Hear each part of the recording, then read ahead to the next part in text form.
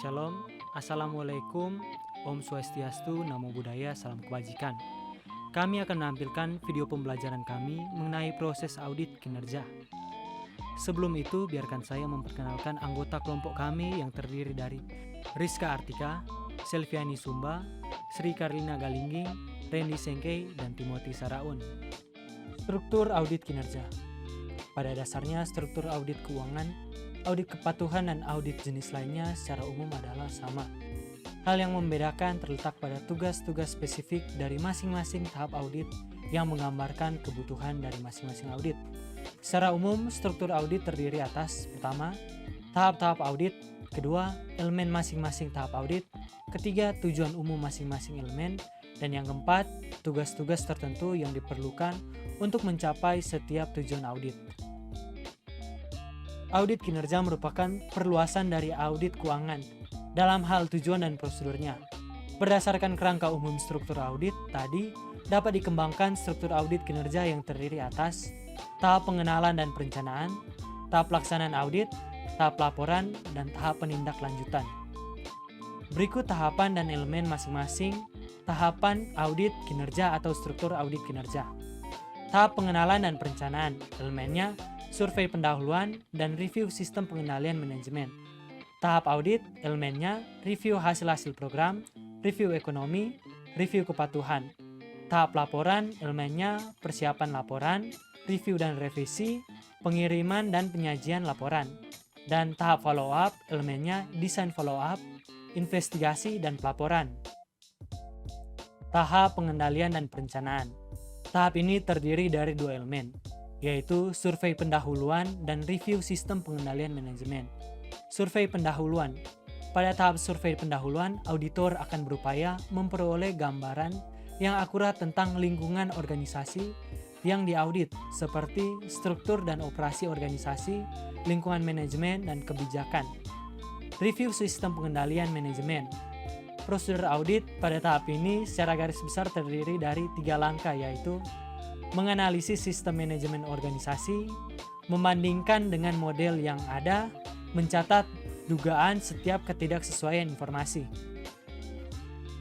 Kriteria yang digunakan untuk menilai reliabilitas data dibagi dalam 2 area. Yang pertama, proses pengumpulan, perhitungan, dan pelaporan data. Prosedur yang ada didesain untuk memastikan fairness, dependability, dan reliability data. Terdapat pengendalian dalam proses pengumpulan dan penghitungan data. Pengendalian yang telah ditetapkan sudah dijalankan. Terdapat dokumentasi yang memadai untuk menentukan integritas data. Yang kedua, kecukupan pelaporan data. Terbagi 2. Yang pertama, data yang dikumpulkan dan dihitung dibuat dengan dasar yang konsisten dengan tahun sebelumnya. Yang kedua, kewajaran dan reliabilitas data disajikan dengan kriteria tertentu. Selanjutnya, pekerjaan audit pada tahap ini juga diharapkan mampu mempersiapkan 2 buah dokumen, yaitu yang pertama, memorandum analitis yang berisikan identifikasi kelemahan yang material dalam sistem pengendalian manajemen dan merekomendasi perbaikan kelemahan tersebut. Yang kedua, memorandum perencanaan dibuat berdasarkan hasil review sistem pengendalian untuk menentukan sifat, luas, dan waktu untuk pekerjaan audit berikutnya. Tahapan audit. Tahapan dalam audit kinerja terdiri dari 3 elemen, yaitu yang pertama, telah hasil-hasil program. Yang kedua, telah ekonomi dan efisiensi. Yang ketiga, telah kepatuhan. Tahapan-tahapan dalam audit kinerja disusun untuk membantu auditor dalam mencapai tujuan audit kinerja. Secara rinci, komponen audit terdiri dari yang pertama, identifikasi lingkungan manajemen. Auditor harus familiar dengan lingkungan manajemen klien untuk memahami keterbatasan organisasi. Yang kedua, perencanaan dan tujuan. Komponen ini berkaitan dengan review atas proses penetapan rencana dan tujuan organisasi. Yang ketiga, struktur organisasi. Komponen ini berkaitan dengan bagaimana sebuah audit diatur dan sumber daya dialokasikan untuk mencapai tujuan organisasi. Yang keempat, kebijakan dan praktik. Komponen ini mengacu pada kebijakan yang berlaku umum yang diformalkan dalam peraturan aktivitas yang harus dilaksanakan. Yang kelima, sistem dan prosedur. Merupakan serangkaian kegiatan yang menelaah struktur pengendalian, efektivitas, ketepatan, logika, dan kebutuhan suatu organisasi. Yang keenam, pengendalian dan metode pengendalian. Komponen ini berhubungan dengan pengendalian intem, terutama accounting, control, dan administratif control. Yang ketujuh, sumber daya manusia dan lingkungan fisik. Komponen ini berkaitan dengan sikap karyawan, dokumentasi tentang berbagai aktivitas, dan kondisi fisik pekerjaan. Yang kedelapan, praktik penempatan karyawan. Komponen ini mengacu pada metode dan prosedur yang digunakan untuk yang pertama, melindungi sumber daya manusia yang digunakan, yang kedua, mengatur administrasi penggajian, yang ketiga, menilai kinerja karyawan, yang keempat, pelatihan karyawan, dan kelima, affirmative action plans. Berikut kita masuk dalam tahap pelaporan. Laporan secara tertulis merupakan sebuah ukuran yang nyata atas nilai sebuah pemeriksaan yang dilakukan oleh auditor. Ada 3 langkah utama dalam mengembangkan laporan audit secara tertulis, yaitu yang pertama ada persiapan. Auditor mulai mengembangkan temuan-temuan audit. Yang kedua ada penelaahan, tahap analisis krisis terhadap laporan tertulis. Dan yang terakhir ada pengiriman, meliputi persiapan tertulis sebuah laporan yang permanen. Yang pertama, laporan audit kinerja harus ditulis secara objektif. Yang kedua, auditor tidak boleh terlalu overstate. Yang ketiga, informasi yang disajikan harus disertai suatu bukti yang kompeten.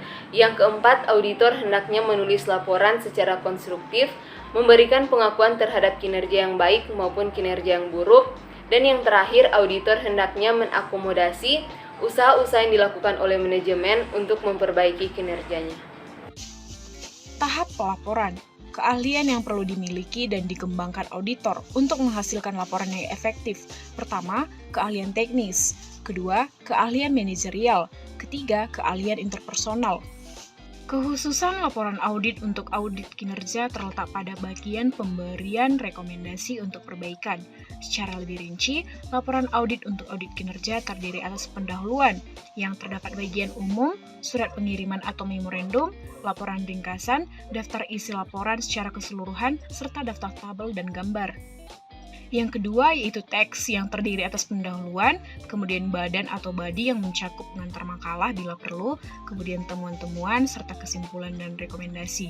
Kemudian ada komentar dari audit. Yang ketiga yaitu referensi masalah yang terdiri atas footnotes, lampiran, bibliografi, komentar audit jika belum ada pada bagian teks, kemudian ada bahan referensi.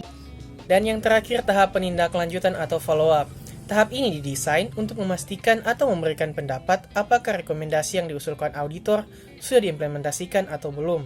Dari sisi auditor, ada beberapa hal yang perlu diperhatikan dalam penindaklanjutan. Antara lain yang pertama dasar pelaksanaan.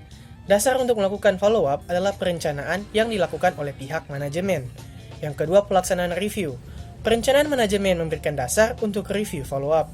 Yang ketiga batasan follow-up.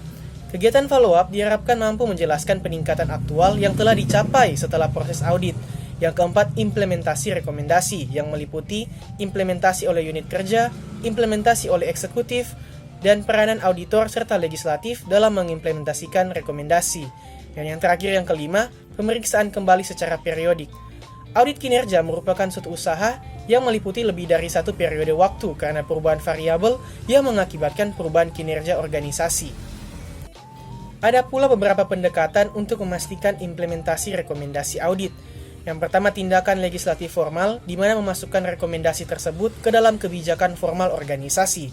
Yang kedua, tindakan legislatif informal, melalui public hearing terhadap temuan audit, kontak langsung antara anggota legislatif dan eksekutif. Dan yang terakhir, tindakan legislatif melalui anggaran, melalui penetapan tujuan dalam anggaran yang akan dibiayai dengan sejumlah dana.